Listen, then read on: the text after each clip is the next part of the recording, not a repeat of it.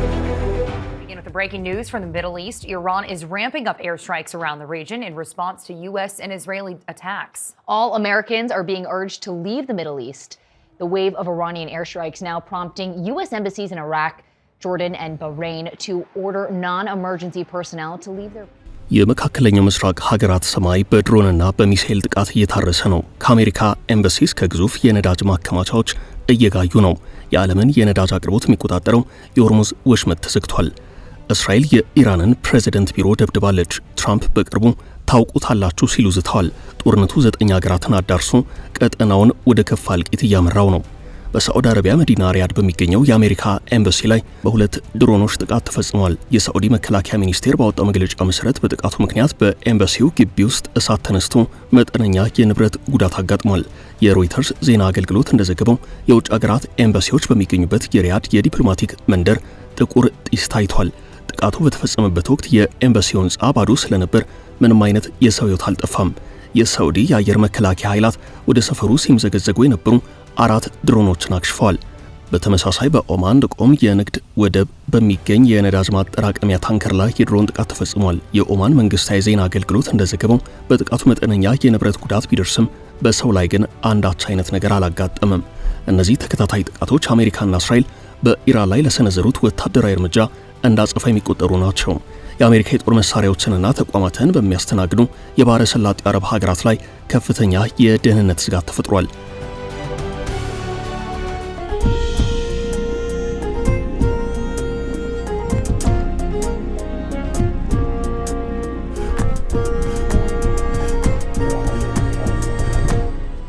ትራምፕ ስለ ሁናቴው ተጠይቀው የሚወሰደው እርምጃ ምን እንደሆነ በቅርቡ ግልጽ እንደሚሆን ገልጸው በቅርቡ ታውቁታላችሁ ብለዋል። በሌላ በኩል ኢራን በኦማን ላይ የተፈጸመውን ጥቃት እኔ ያልፈጸምኩትም ስትል በሀገሪቱ ብዙሃን መገናኛዎች በኩል አስተባብላለች።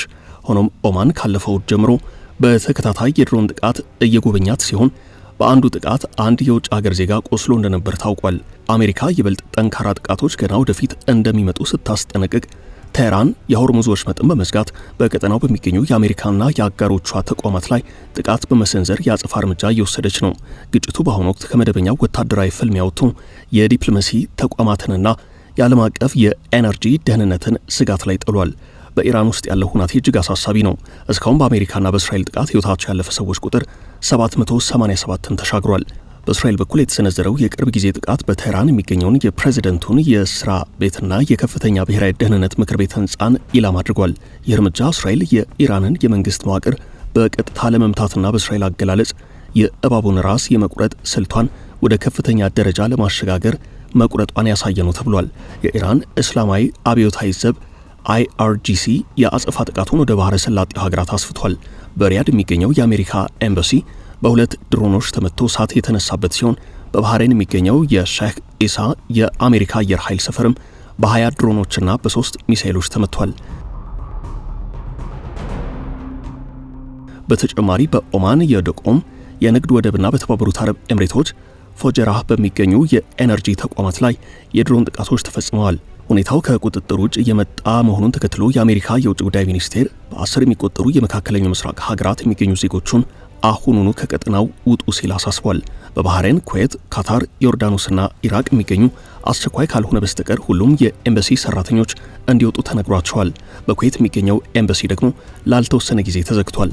ትራምፕ ስለ ቀጣዩ እርምጃ ተጠይቀው በቅርቡ ታውቁታላችሁ የሚል አጭር ማስጠንቀቂያ አሰምተዋል። U.S. has shut down 2 embassies, one in Saudi Arabia, one in Kuwait, as Iran steps up its retaliatory strikes on American assets and allies across the Middle East. በሌላ በኩል በሊባኖስ ላይ የሚሰነዘረው የእስራኤል ጥቃት መጠነ ሰፊ የሰው ልጅ ስደት አስከትሏል። እስካሁን ቢያንስ 11000 የሚሆኑ ሊባኖሳውያን ጥቃቱን በመሸሽ ወደ ሶሪያ ድንበር መሻገራቸው ተሰምቷል። በኩዌት ሰማይ ላይ ደግሞ 3 የአሜሪካ F-15 ተዋጊ ጀቶች በኩዌት የአየር መከላከያ ኃይላት በደረሰ የስህተት ጥቃት ፍሬንድሊ ፋየር በሚሉት ማለት ነው መከስከሳቸው ታውቋል። 6ቱም የበረራ አባላት በሰላም በፓራሹት ወርደው አሁን በሕክምና ክትትል ላይ ይገኛሉ። በሌላ በኩል ኢራንን የሚደግፈው ሄዝቦላ በሰሜን እስራኤል በሚገኙ ወታደራዊ ካምፖች ሌሊቱን የሚሳኤል ጥቃቶች ፈጽሟል። እስራኤል ለዚህ በሰጠችው ምላሽ በደቡብ ሊባኖስ በሚገኙ መንደሮች ተከታታይ የአየር ጥቃቶችን በመሰንዘር ነዋሪዎች አካባቢውን እንዲለቁ ትዕዛዝ ሰጥታለች። ይህም ከሊታኒ ወንዝ በታች ያለውን የደቡብ ሊባኖስ ክፍል ነዋሪ አልባ ያደረገው ሲሆን የቤሩት ደቡባዊ ዳርቻ ዳህ ሰው የማይታይባቸው ጭር ያሉ ከተሞች ወይንም ጎስት ታውንስን መስለዋል። ጦርነቱ ይበልጥ አሳሳቢ የሆነው ደግሞ ማክሰኞ ጠዋት የእስራኤል መከላከያ ሚኒስትር እስራኤል ካትዝ የሰጡት መግለጫ ነው። ሚኒስትሩ የእስራኤል ወታደሮች ወደ ደቡብ ሊባኖስ ግዛት እንዲገቡና እንዲቆጣጠሩ ሆልድ ኤንድ አድቫንስ እንዲያደርጉ መመሪያ ሰጥተዋል። ይህም እስራኤል በሄዝቦላ ላይ ከፈተችው ዘመቻ በአየር ጥቃት ብቻ እንደማይወሰንና እግረኛ ጦር ወደ መሬት ወይንም ወደ ግራውንድ ኢንቨንሽን ማምራቷን በይፋ ያሳየችበት ነው። የጦርነቱ መስፋፋትና የወታደራዊ እርምጃ ሁናቴዎች ምን ይመስላሉ? አሜሪካና እስራኤል በኢራን ላይ የሚያካሂዱትን የአየር ጥቃት ቀጥለዋል። አሜሪካም የኢራን እስላማዊ አብዮታዊ ዘብ IRGC የትዕዛዝ ቁጥጥር ማዕከላትን አውድማለች። መጀመሪያ በኢራን በአሜሪካና በእስራኤል መካከል የተጀመረው ጦርነት አዳዲስ ግንባሮች በየቀኑ እየተከፈቱበት በከፍተኛ ፍጥነት ወደ ቀጠናዊ ግጭት ተቀይሯል። በኢራን ላይ የተከፈተው የአየር ጥቃት ቅዳሜ ዕለት በቴህራን ላይ በተፈጸመ ጥቃት የጀመረ ሲሆን በዚህም የሀገሪቱ የበላይ መሪ አሊ ኻሜኒ ተገድለዋል። ይህም ኢራን በእስራኤልና የአሜሪካ የጦር ሰፈሮች ባሏቸው የአረብ ሀገራት ላይ የአጸፋ ጥቃት እንድትሰነዝር አድርጓታል። የእስራኤሉ ጠቅላይ ሚኒስትር ቤንያሚን ኔታንያሁ ማክሰኞ ዕለት እንደተናገሩት በኢራን ላይ የተከፈተው ጦርነት የተወሰነ ጊዜ ሊወስድ ይችላል፣ ዓመታትም ባይፈጅም ሊረዝም ይችላል ብለዋል። ይህ ማብቂያ የሌለው ጦርነት አይደለም ሲሉ ለፎክስ ኒውስ ተናግረዋል። የጦርነቱን እርዝማኔ በተመለከተ የተደበላለቁ መረጃዎች ይወጣሉ። የአሜሪካው ፕሬዝዳንት ዶናልድ ትራምፕ ጦርነቱ መጀመሪያ ከታቀደለት አንድ ወር በጣም ረጅም ጊዜ ሊወስድ እንደሚችል ሰኞ ዕለት ተናግረዋል። የአሜሪካ መከላከያ ሚኒስትር ፔት ሄግሴት አንዳንድ ባለስልጣናትን ጨምሮ የአሜሪካ እግረኛ ጦር ወደ ኢራን ስለማስገባት ሐሳብ ፍንጭ ሰጥተዋል። ሆኖም ተንታኞች የኢራንን ሰፊ ተራራማ መልክዓ ምድር ለጦር እንቅስቃሴ እንቅፋት እንደሚሆን ተናግረዋል። የውጭ ጉዳይ ሚኒስትሩ ማርክ ሩቢዮ ደግሞ ከባዱ ጥቃት ገና ወደፊት ይመጣል ብለዋል። ሌሎች ባለስልጣናትም በኢራን ላይ የታቀደው ዘመቻ እስካሁን ከታሰበው በላይ እጅግ የከፋ ስለመሆኑ ፍንጭ እየሰጡ ነው። አሜሪካ ለዚህ ጦርነት ለምን እንደተገደደች የተለያዩ ባለስልጣናት የተለያየ ምክንያት ይሰጣሉ። ሩቢዮ አሜሪካ ለዚህ ጦርነት የተገደደችው በእስራኤል ምክንያት እንደሆነ ገልጸው እስራኤል እርምጃ እንደምትወስድ እናውቅ ነበር፣ ይህም በአሜሪካ ኃይላት ላይ ጥቃት እንደሚቀሰቅስ ተረድተናል። ስለዚህ ጥቃቱ ሳይሰነዘርብን ቀድመን እርምጃ ካልወሰድ ከፍተኛ ጉዳት ይደርስብናል ብለን አምነናል ብለዋል። ትራምፕ በበኩላቸው አንዳንዴ ግባቸው በኢራን መንግስት መለወጥ እንደሆነ፣ ሌላ ጊዜ ደግሞ ኢራን የኒውክሌር መሳሪያ እንዳታገኝና የሚሳኤል መርሃ ግብሯን ለመክታት እንደሆነ ይናገራሉ። ኢራን ግን የኒውክሌር መሳሪያ እያበለጸጉ አይደለም በማለት በተደጋጋሚ አስተባብላለች። ኔታንያሁ ግባቸውን በግልጽ ሲያስረዱ ደግሞ አሜሪካና እስራኤል የኢራን ህዝብ መንግስቱ እንዲገለበጥ ሁናቴዎችን እያመቻቹ እንደሆነ ተናግረዋል። የእስራኤል ተንታኞች እንደሚሉት ይህ በኢራን ላይ የተከፈተው ዘመቻ ለኔታንያሁ ጥሩ አጋጣሚ ፈጠረላቸውና ከምርጫ በፊት የነበራቸውን ደካማ ተቀባይነት የሚያሻሽልላቸው ነው። በኢራን ውስጥ ሌሊቱን ሙሉ ፍንዳታዎች ተሰምተዋል። በተለይም በዋና ከተማ ቴህራን የአሜሪካና እስራኤል ዘመቻ ቀጥሏል። በጥቃቱ የሞቱ ሰዎች ቁጥር ከ500 እስከ 1500 ተገምቷል። ይህም በደቡብ ኢራን በአንደኛ ደረጃ ልጃገረዶች ትምህርት ቤት ላይ በተፈጸመ ጥቃት የተገደሉትን 165 ሰዎች ይጨምራል። ኢራን ወደ እስራኤል የሚሳኤል ጥቃቶችን የሰነዘረች ቢሆንም አብዛኞቹ በመከላከያ ዘዴዎች መክነዋል። ጥቂት ሚሳኤሎች መከላከያውን ሰብሮ በመግባት በእስራኤል 11 ሰዎችን ገድለዋል። አሜሪካ በኩዌት ሰፈር ላይ በነበሩ 6 ወታደሮቿ ላይ የሞት አደጋ መድረሱን አምናለች። ኢራን በባህረ ሰላጤው ሀገራት የኤነርጂ ተቋማት ላይ ሰነዘረችው ጥቃት ሀገራቱን ሽባ አድርጓቸዋል። ካታር ትልቁን የተፈጥሮ ጋዝ ማምረቻዋን ስታቆም ሳዑዲ አረቢያ የራስ ታኖራ የነዳጅ ማጣሪያን ስራ አቋርጣለች ተብሏል። ኢራን ለነዳጅ ዝውውር ቁልፍ የሆነውን የሆርሙዝ ወሽመጥ መዝጋቷን ተከትሎ የዓለም የነዳጅ ዋጋ እየጨመረ ነው። የአብዮታዊ ዘብ አማካሪ ብርጋዴር ጄኔራል ኢብራሂም ጃባሪ ለማለፍ የሚሞክሩ መርከቦችን በቦምብ እናጋያለን ብለዋል። በሊባኖስ እስራኤል በሄዝቦላ ላይ የምታደርገውን ዘመቻ ረጅም ጊዜ ሊወስድ እንደሚችል ፍንጭ ሰጥታለች።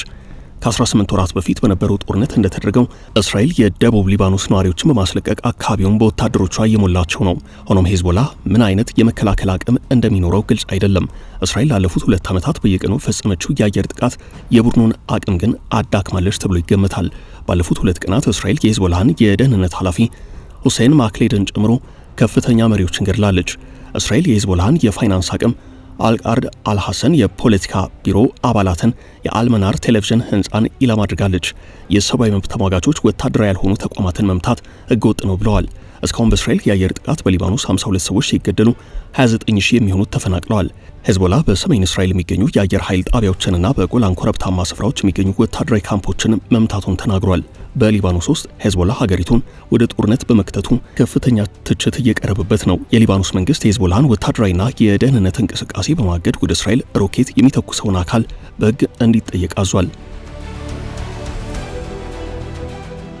አሜሪካና እስራኤል በኢራን መንግስት መዋቅርና በከፍተኛ መሪዎች ላይ ያነጣጠረ ጥቃት ሲሰነዝሩ ኢራንና አጋሮቿ ደግሞ በባህረ ሰላጤ ሀገራት በሚገኙ የአሜሪካ ኤምባሲዎች፣ የጦር ሰፈሮችና የነዳጅ ማጣሪያዎች ላይ የድሮንና የሚሳኤል ናዳ በማውረድ አጸፋ እየመለሰች ነው። ሰሞንኛው ጦርነት የሆርሙዝ ወሽመጥ መዘጋትን ተከትሎ ዓለም አቀፍ የኢኮኖሚ ቀውስ ያስከትላል የሚል ስጋት ከወዲሁ እየታየ ሲሆን በተለይ በአውሮፓ ያለውን የኤነርጂ አቅርቦት ከወዲሁ እያስተጓጎለው ነው። የጦርነቱ ግብም ከኒውክሌር መርሃ ግብር መክታት እስከ መንግስት ለውጥ ሊዘልቅ እንደሚችልና ይህም የተወሰኑ ጊዜያትን ያህል ግጭቱ እንደሚቀጥል የሚጠቁም ነው። በመሃል ግን በእስራኤልና በአሜሪካ መካከል በነበረው ጥምር የቴህራን እርምጃ ላይ ማንም አላማከረንም ያሉት የአውሮፓ ሀገራት አንድም ዜጎቻቸውን ከዚህ ጦርነት ቀጠና ለማስወጣት ሌላም ደግሞ በሰሞንኛው ግጭት ሳቢያ የተቀሰቀሰውን የነዳጅ አቅርቦት ችግር ምክንያት በማድረግ የኢኮኖሚ ቀውሱ አስፈሪ ሆኖ እየመጣባቸው ይገኛል።